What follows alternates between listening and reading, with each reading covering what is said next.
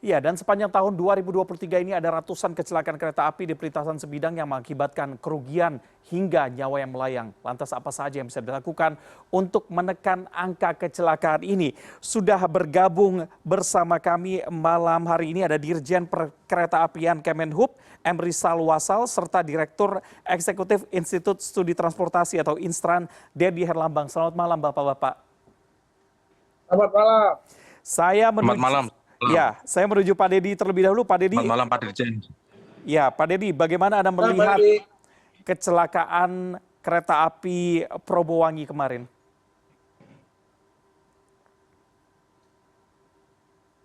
Eh, Maaf, putus Mas, putus Baik, suaranya. Pak Dedi, bagaimana Anda melihat kecelakaan dari kereta api Probowangi kemarin? Oh, baik. Sebelumnya eh, saya pribadi dan atas nama institusi Inseran juga mengucapkan duka karena memang tragedi ini memang melibatkan korban yang banyak ya. Menurut kami sekitar 11 meninggal dunia, itu memang sangat tragis. Semoga ini memang kejadian yang terakhir.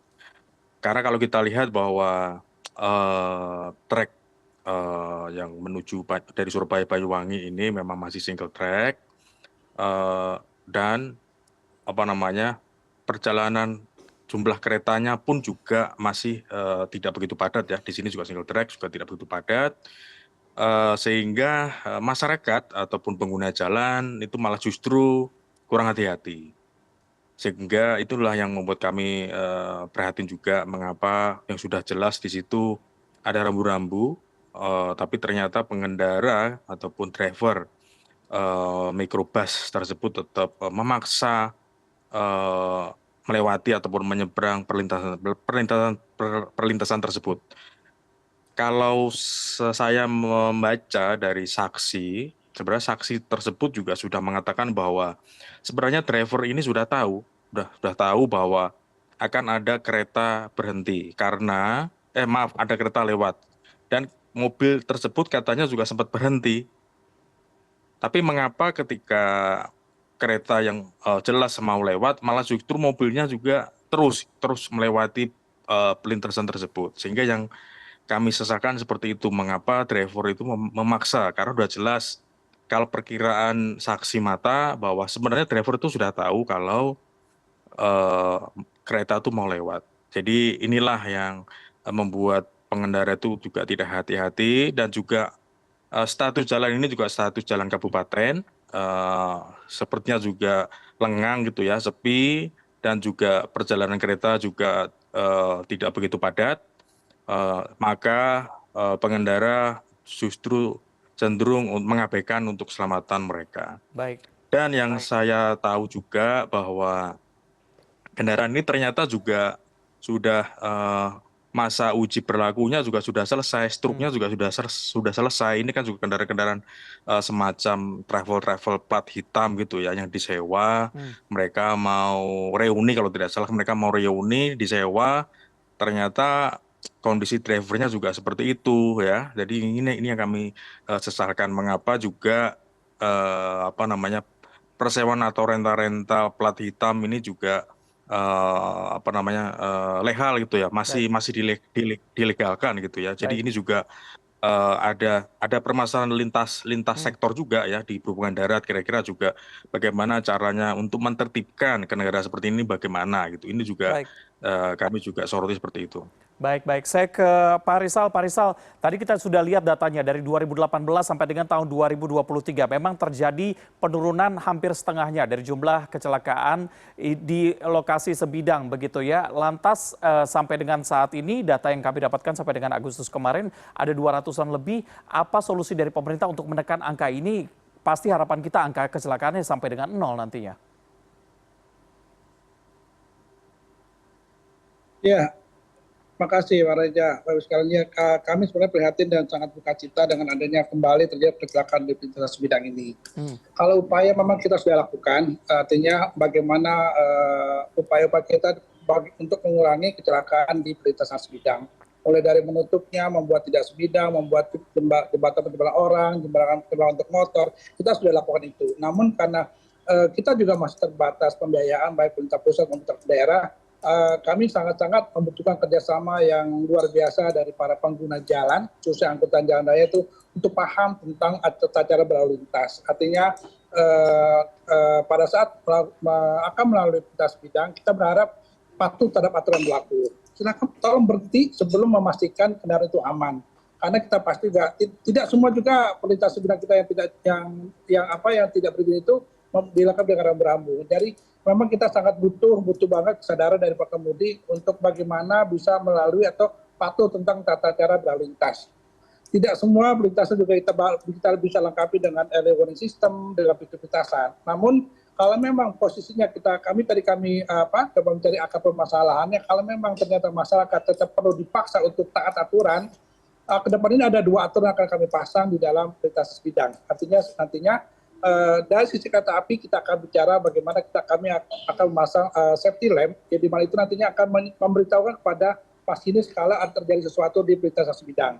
Yang kedua, kami dari sisi lalu lintas jalan kami akan membuat yellow box.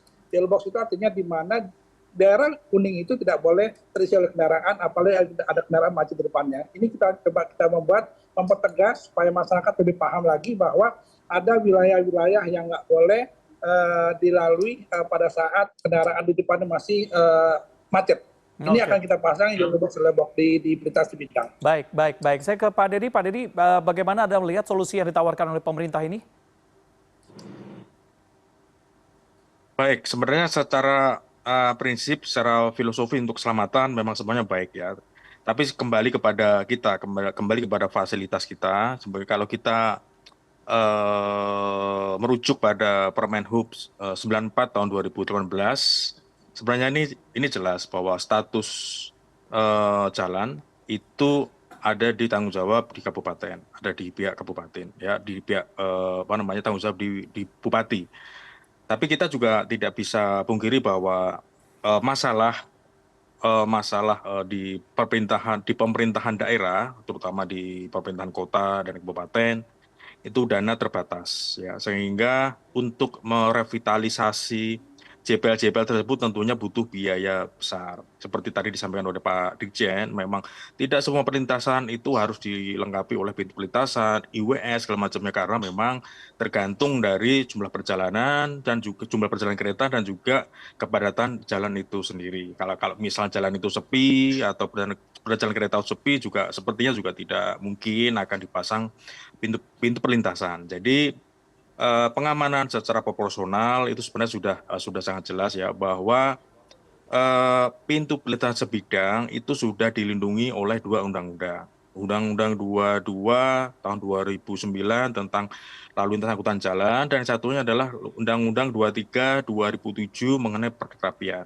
Kedua undang-undang tersebut sudah jelas bahwa bila melewati perlintasan itu pengguna jalan harus mendahulukan kereta yang mau lewat. Jadi kalau semisalnya tetap memaksa, walaupun itu ada perlintasan atau tidak, memang tetap yang missing atau yang error adalah pengguna jalannya. Maka masalah ini sebenarnya juga sangat holistik ya, sangat sistemik. Jadi masalah tidak hanya di masalah di perkeretaapian, tetapi masalah itu ada di lini lintas sektor, juga di kepolisian, juga di perhubungan darat, dan juga di pemerintah lokal ya, juga Kemendagri, bagaimana mengurus aset-aset di daerahnya, bagaimana juga termasuk aset-aset di wilayahnya. Ini yang kami sangat sesalkan. Jadi jangan sampai kecelakaan yang selalu berulang-ulang ini selalu menjadi polemik. Ini kereta yang salah, kereta apinya atau jalannya, atau memang fasilitas yang tidak ada. Karena sudah undang-undang itu sudah jelas. Walaupun itu tidak ada rambu-rambunya, memang kalau di situ ada rel, tentunya tetap harus mendahulukan kereta api yang mau lewat. Itu. Jadi seperti tadi sebenarnya saya sampaikan tadi di awal, bahwa tragedi atau kejadian di Lumajang ini sebenarnya mobil itu sudah berhenti, itu sudah tepat. Tapi mengapa ketika kita juga lewat, ya. Baik. Pak Dedi, dari pengamatan Instran sendiri, apakah memang pengawasan di lintas sebidang ini sudah cukup dilakukan oleh pemerintah? Baik itu pemerintah pusat maupun daerah maupun kepolisian tadi Anda katakan. Sudah cukup atau belum? Sebenarnya Mas, begini, kalau untuk pengawasan tadi sudah saya sampaikan ya, kalau Hmm. itu memang sesuai dengan Permen Hub tahun nomor 94, itu memang pengawasan ada di status jalan. Kalau satu jalan itu di kabupaten, kalau itu perlintasan ada di provinsi juga itu tanggung jawab gubernur. Kalau itu perlintasan di nasional itu juga tanggung jawab pemerintah pusat. Nah, kalau khusus yang di kabupaten inilah yang perlu pembinaan-pembinaan stakeholder di daerah, bagaimana caranya untuk merawat, untuk Hmm. campaign, untuk keselamatan itu bagaimana. Karena yang menggunakan jalan ini kan sebenarnya kan juga di luar kendali perkeretaapian gitu Hmm. ya. Jadi yang melewati kendaraan situ ada yang punya SIM, ada yang tidak punya SIM, attitude-nya bagaimana, Hmm. itulah yang harus kita pantau sebenarnya. Baik. Mengapa misalnya kendaraan berat bisa masuk di jalan-jalan kecil yang pada akhirnya mengganggu atau kena Hmm. di perlintasan lalu mogok misalnya. Itu kan Baik. masalah seperti itu sebenarnya masalah di perhubungan darat juga ya. Baik, baik, baik. Atau di masalah kepolisian, masalah penegakan hukumnya itu bagaimana. Kira-kira Berarti seperti itu. koordinasi antar instansi ini penting sekali begitu ya. Saya ke Pak Rizal. Pak Rizal, sejauh ini bagaimana koordinasi dengan instansi pemerintah lainnya, baik itu pemerintah daerah, kepolisian, dan juga pihak-pihak lain dalam menjaga perlintasan sebidang ini? Ya, artinya memang koordinasi kita cukup kuat dan intensif dengan kawan-kawan pemerintah daerah maupun pemerintah provinsi Hmm. maupun pihak swasta lainnya dan operator. Hmm. Artinya juga beberapa pintu sudah dijaga oleh petugas, di mana itu petugas dari pemerintah daerah ataupun dari pihak tiga dan operator PT KAI. Jadi semuanya masing-masing saling melengkapi untuk mengadakan petugas atau penjaga pintu perlintasan. Dan pintu perlintasan itu disertifikasi, Mas, karena di dalam melakukan pengawasan atau penjagaan pintu ada SOP, ada tata cara bagaimana melakukan pengawasan atau penjagaan di pintu perlintasan. Hmm. Oke, koordinasinya sejauh ini hubungannya baik berarti dengan pihak-pihak tadi ya? Sangat baik, Mas, sangat baik. Baik, baik. Pak Deddy, Anda melihatnya bagaimana? Apakah memang koordinasi ini sudah berjalan dengan baik, tapi kita lihat fakta di lapangan ternyata kecelakaan masih saja terjadi. Kecolongannya di sisi mana menurut Instran? Ya, baik begini. Kalau menurut saya tetap koordinasi itu masih tetap rutin dan itu rutin.